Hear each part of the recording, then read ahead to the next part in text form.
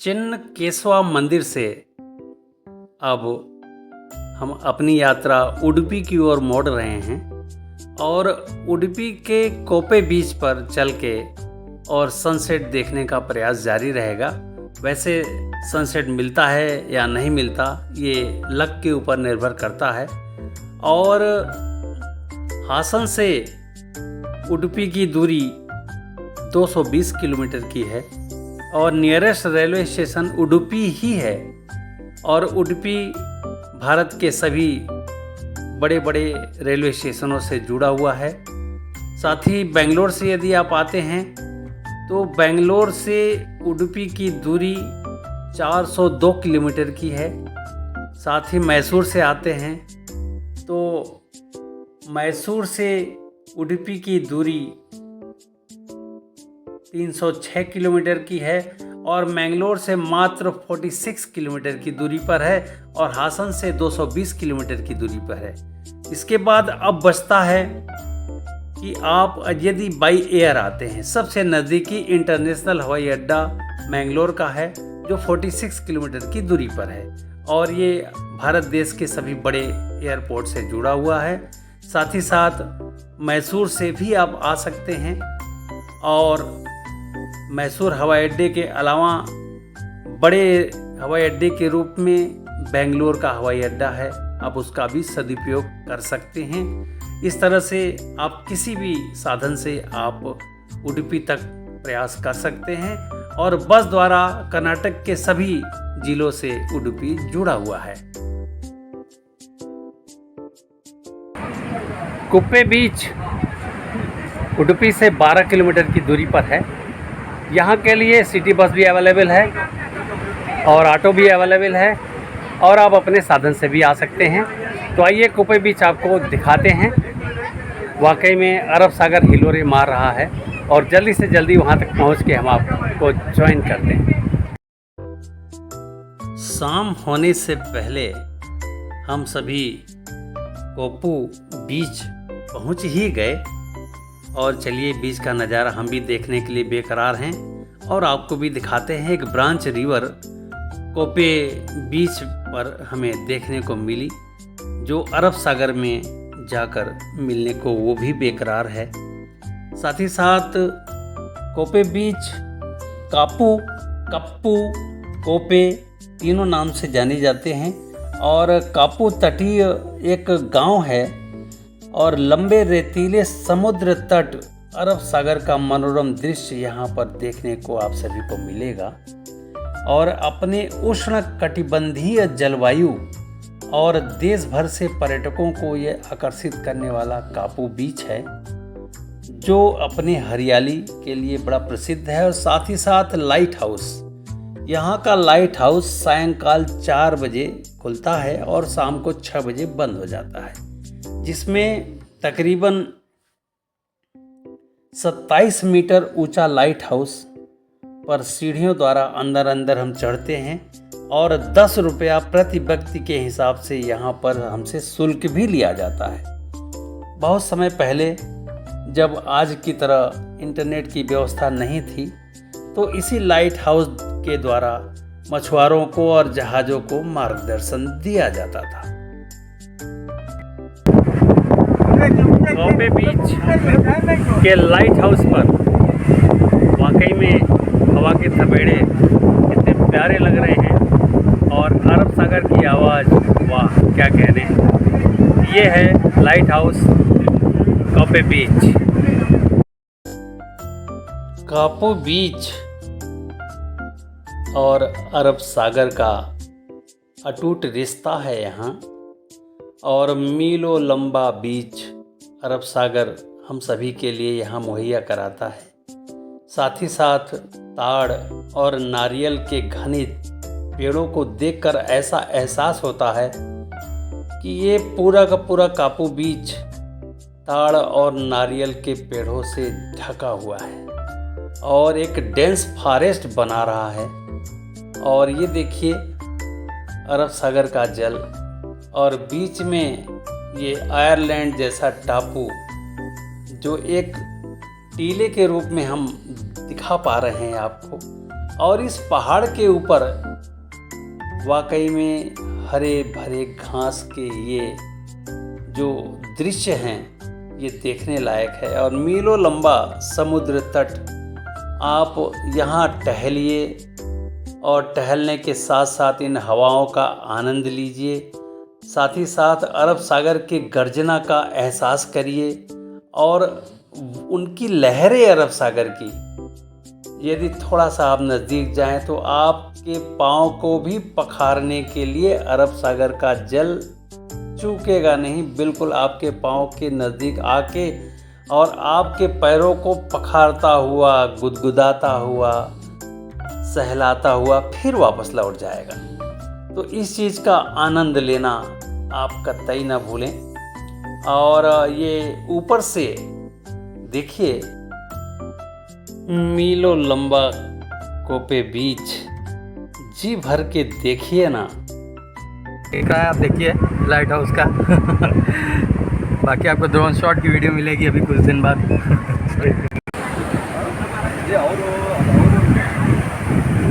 ये कप्पू बीच का नज़ारा देखिए, और यहाँ पर जब समुद्र की लहरें चट्टानों से टकराती हैं तो क्या उछाल मारती हैं, गजब का और था।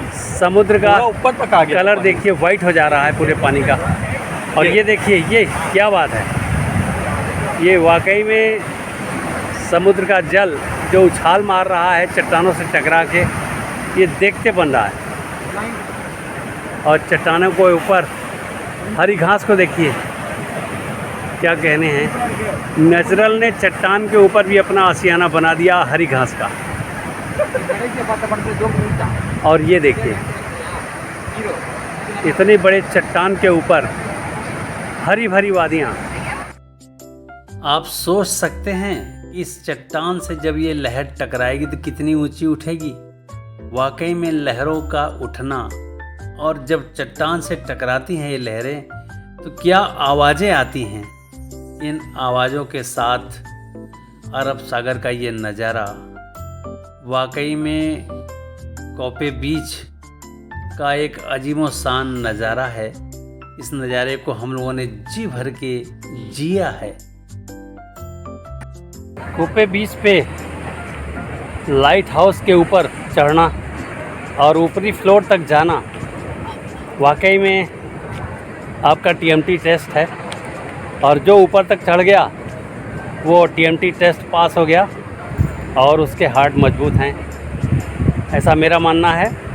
और लाइट हाउस वाकई में बहुत सुंदर बना हुआ है, और इसके ऊपर जाके अरब सागर का दृश्य और साथ ही साथ कोपे बीच का नारियल के पेड़ और ताड़ के पेड़ और पूरे डेंस फॉरेस्ट को देखना अपने आप में एक अजूबा ही है।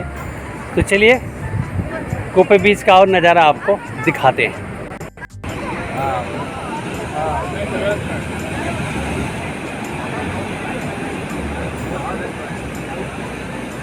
कप्पू बीच,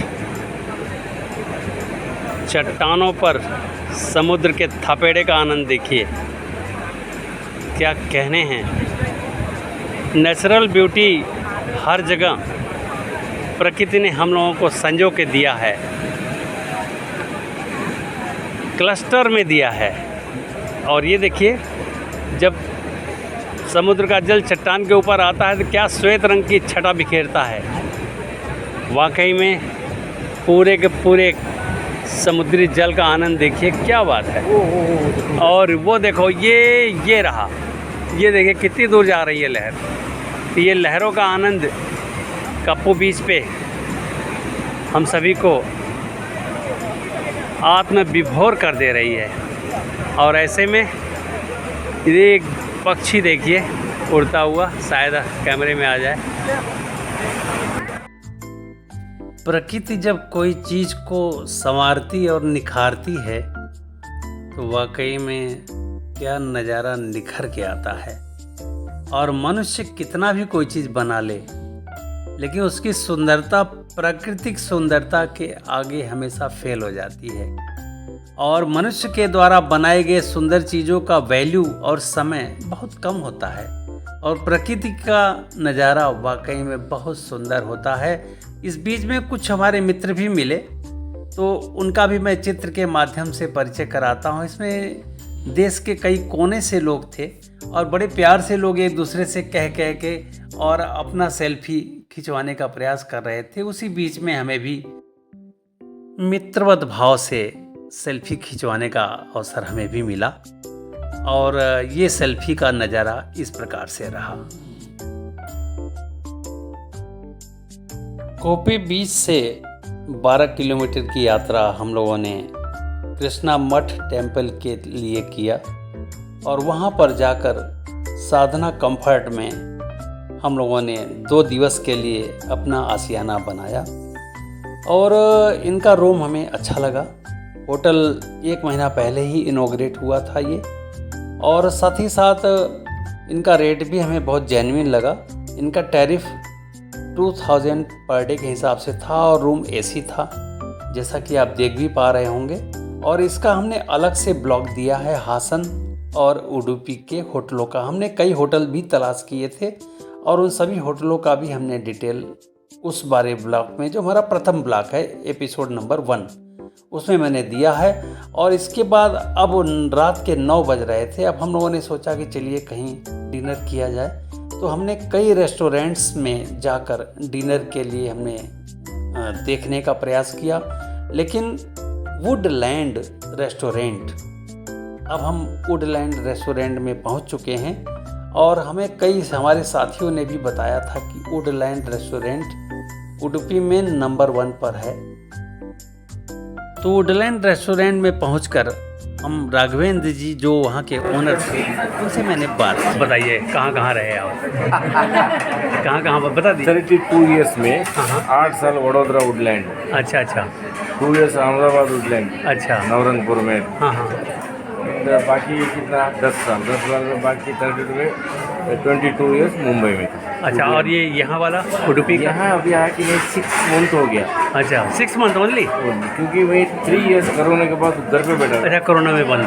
बाद में बैठ के पागल हो गए। हाँ। हमको क्या बात करने की आदत जाती है। अच्छा, रहने वाले कहाँ के आप लोग? यहाँ उडुपी के ही हैं। कुंदापुर करके एक सिटी है, हाँ। उधर एक पड़ू पुणे करके विलेज है, पड़ू प्रकाश पड़ू दीपक सेम विलेज में। अच्छा जी, थैंक यू।